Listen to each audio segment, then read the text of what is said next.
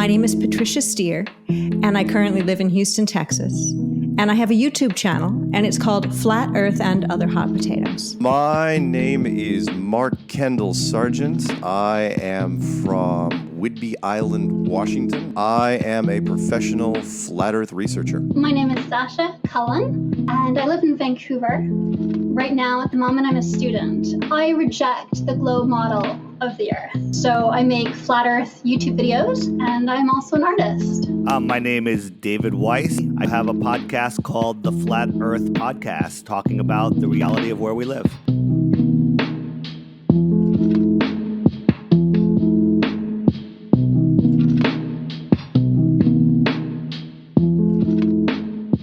I first started to question the idea of the globe Earth model because I don't find that there's sufficient evidence for it. But along the way, of course, yes, it's such a foreign idea to us, right?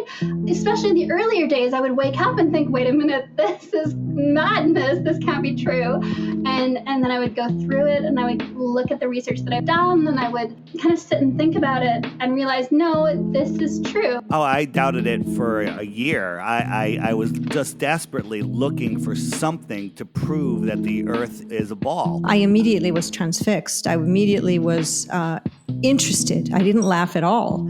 Although in the past, whenever flat Earth was probably brought up to me, and I don't even remember if it ever was, but I can imagine that I would have thought it was just a dumb concept. I ran into a Canadian guy, of all things. He worked for NASA as a subcontractor. He was told that the United States GPS system doesn't work down in Antarctica because it's flat. And so I spent a weekend and really dug into it, and that's where everything started to fall apart. So I did a podcast called Deep Inside the Rabbit Hole, and some fans after 2 years of the podcast started sending me Mark Sargent's video, Flat Earth Clues. I dug in for 2 weeks trying to debunk it, and then I realized we don't live on a spinning ball, and everything I've been led to believe my entire life is a lie. We've been indoctrinated since before preschool that we live on a spinning ball. Everybody knows it. But one thing that all flat earthers agree upon is that we don't live on a spinning ball flying through space.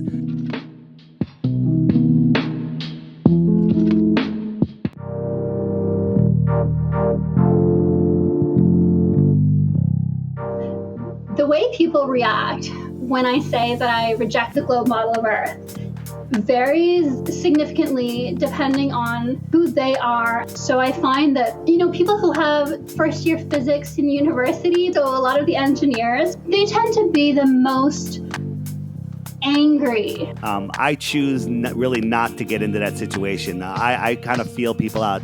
I'll throw a piece of information out there, and if they engage and ask questions, I'll give them answers. But you can easily get into an argument, but I don't get into many. It's a broad spectrum of reactions. It really depends on your educational background and perhaps your field of study. So yeah, people knew me, they knew that I believed in different things, but the crowd I hung out with, which were real, a lot of geeks and nerds and dorks, they were really accepting of that anyway. And my parents were real good about letting me, express myself. When I told people that flat Earth was something I was interested in, family members, friends, they all kind of raised an eyebrow.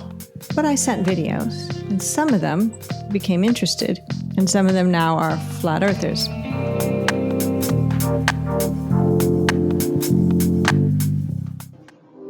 For flat Earth to be accepted as a fact in mainstream society, I say this with a touch of sadness, but it would take A-list celebrities, a few YouTubers, some Instagram stars, because unfortunately, that's how our society works. Hypothetically, I would have to see live footage, video footage of the Earth spinning. Why doesn't NASA put a camera on the moon? The moon has one side supposedly just facing us at all times. If they put a camera on there, videoing the Earth in real time and seeing the Earth spin with current weather patterns, that would be proof, because you can't fake that. What will it take? A bandwagon? more than anything, what I've been putting out there and getting other people to do is like, look, just talk about it. We're so close. But as far as breaking it wide open, yeah, eventually there's going to have to be a whistleblower from one of the space agencies, hopefully NASA. One of the goals of myself and other people involved with the Flat Earth Awakening is to get it out to more and more people. I like that term a lot better than Flat Earth theory because it's an awakening process when you find out that you've been lied to and then you try to find out why.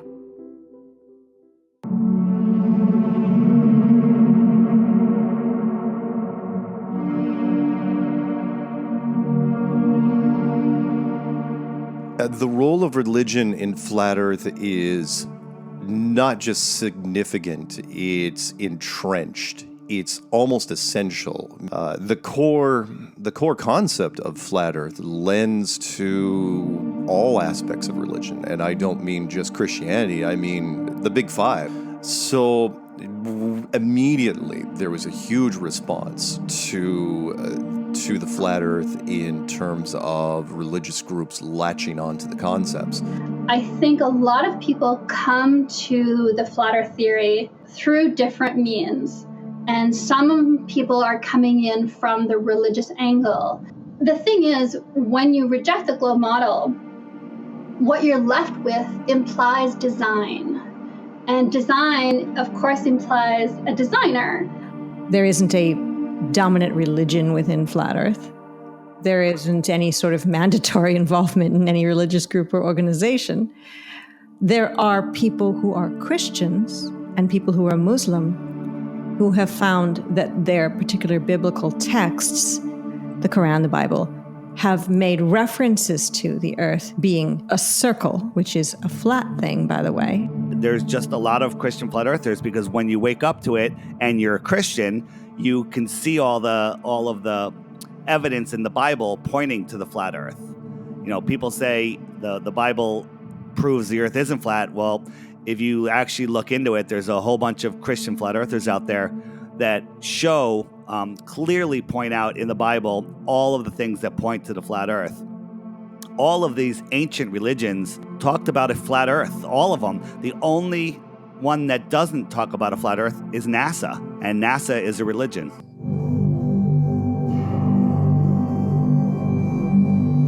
The only reason that NASA exists is to keep us believing that we're this tiny little ball flying through infinite space. For those of the people listening out there, they're saying that, oh, well, NASA's fake. You know, are you saying that the entire American space program was fake? I'm going, no, it's much worse than that.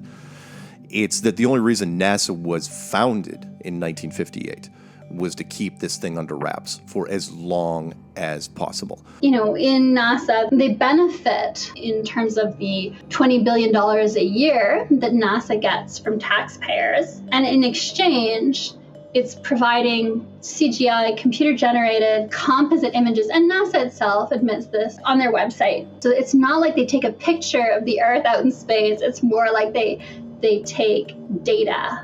So I think it has a lot to do with power, and it has a lot to do with money. They went to the moon in the 60s and 70s, but we've not been off planet since then. We've got all this technology now, so why haven't they done it? These are questions that rattled around inside my head. That's what got the whole ball rolling, getting people to truly believe that we have been to space. Governments, government means control the mind. Govern is control, and ment is the mind. Governments are mostly lies. Why would the governments try to hide this at all? Is because of power. You can't be the ultimate authority in the world if you're not the ultimate authority.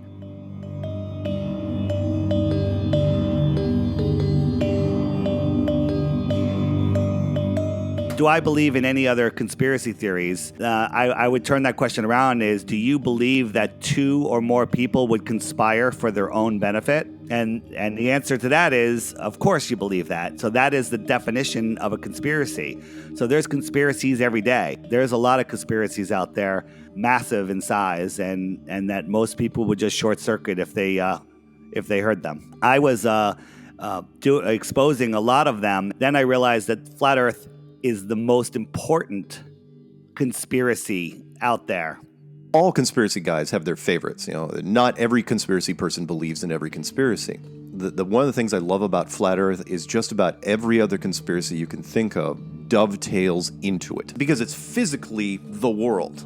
So every other conspiracy other than that pretty much is inside it. Do I care about them as much? No, I don't, because the Flat Earth is so huge that it really reduces the impact of the other conspiracies. I'm a conspiracy realist, not a conspiracy theorist. I've investigated many, many things that have happened in our society and have found many holes in the story that we are told by history and by the media about what went on. I enjoy conspiracy theories because I enjoy questioning, because I enjoy challenging things that I'm told to believe, because I'm always curious about the distinction between what I believe to be true and what I know to be true.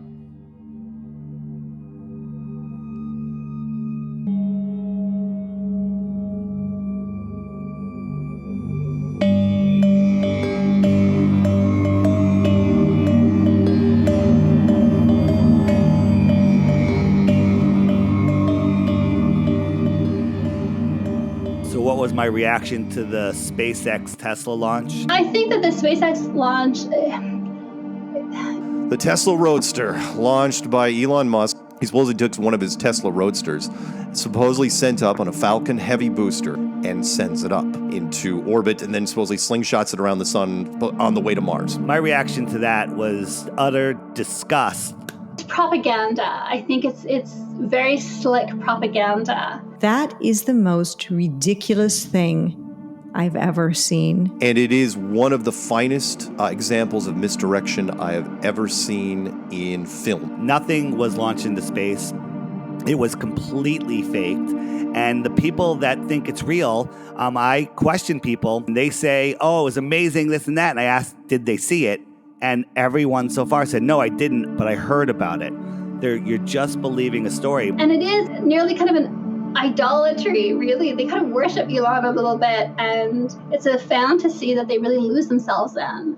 And I don't think that's healthy. I think that we should be given the truth. I think Elon Musk he's a traitor to mankind.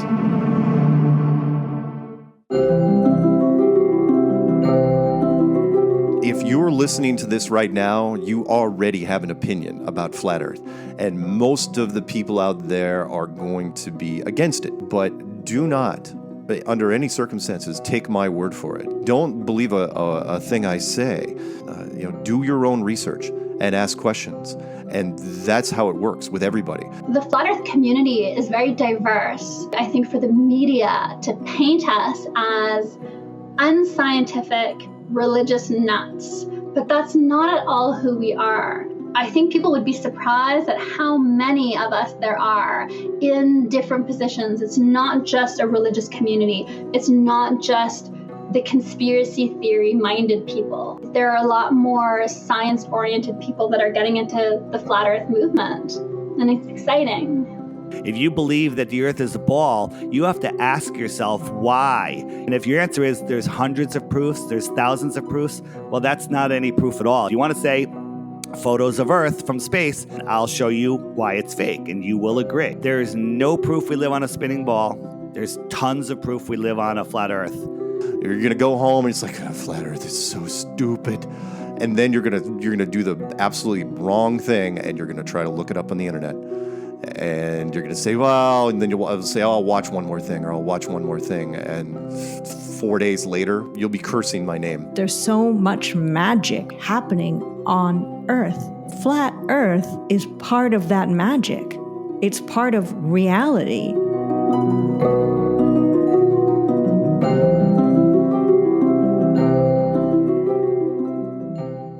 You've been listening to Across, Not Around, Flat Earthers in Their World. Produced by Chris Thomas, Tasha Sandhu, and Justin Salpico. Music by Kevin MacLeod is licensed under Creative Commons.